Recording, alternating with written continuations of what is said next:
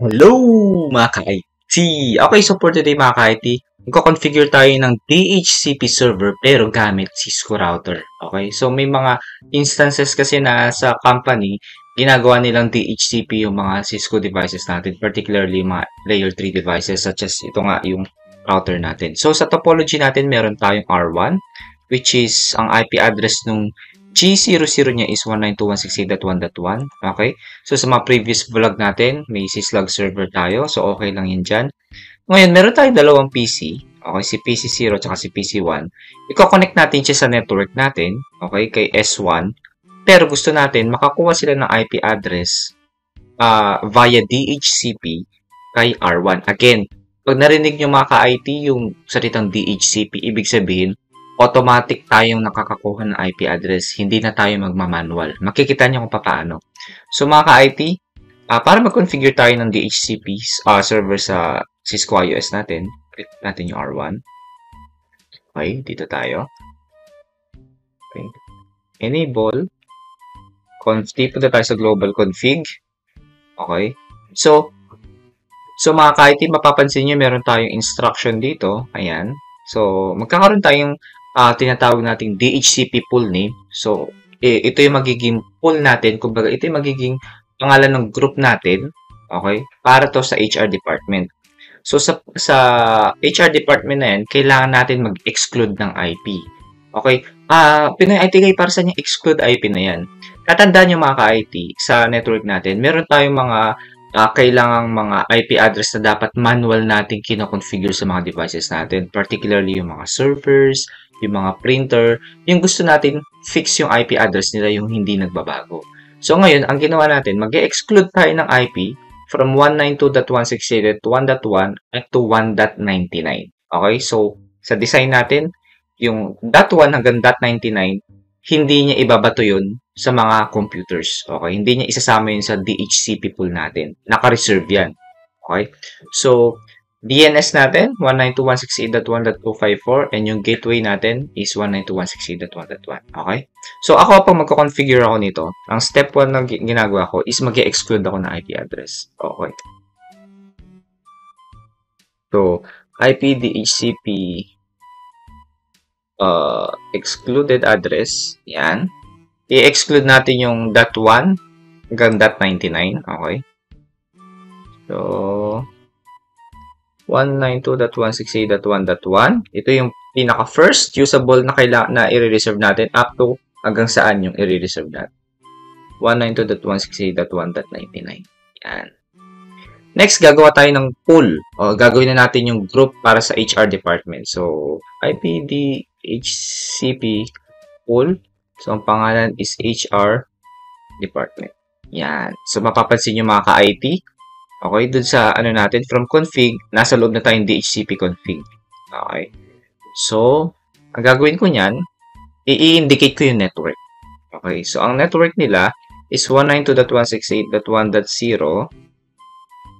255.255.255.0. Ito yung network ni HR department. Okay, sa subnetting, maiintindihan nyo kung paano natin na-come up ito. Pero dito sa practice natin, focus lang tayo sa configuration.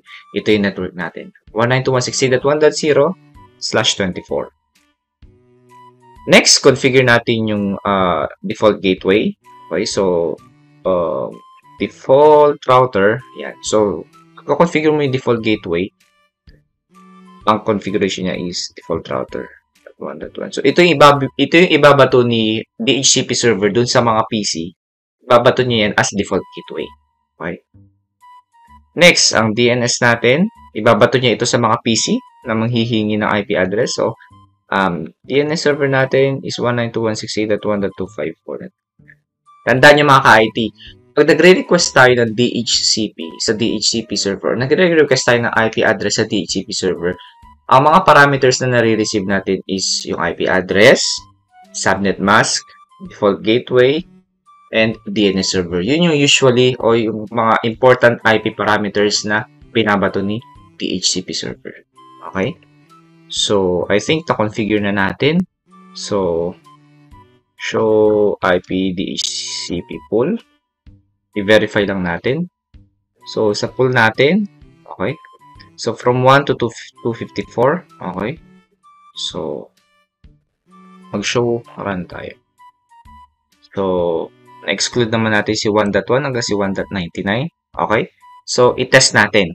Okay, mga ka-IT. Test natin. So, from PC0, connect tayo dito. Kay port 24. Okay. Kay PC1, connect natin kay port 23. Pansinin nyo naka-orange, okay? Sa mga upcoming videos natin, explain natin bakit naka-orange yan. Dumadaan siya sa spanning tree checking. So, chine-check yan. Dadaan siya sa listening, learning, tapos forwarding state. Pwede natin ma-shortcut yan through spanning tree port fast. Okay? So, pero para mas shortcut, yan.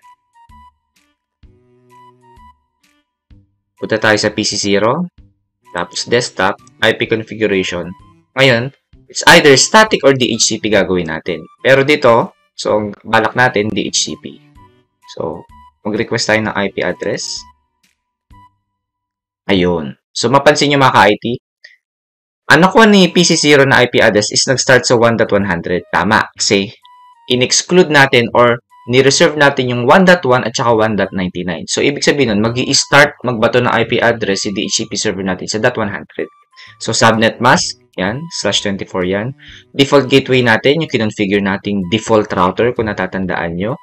DNS server, yung 192.168.1.254, kinonfigure din natin yan kanina. So, next, mukhang okay yung DHCP configuration natin. So, by PC1, desktop, IP config, natin DHCP. So, yan. After 100, 101 naman. Same IP parameters, IPv4 address, subnet mask, default gateway, and DNS server, nakuha niya.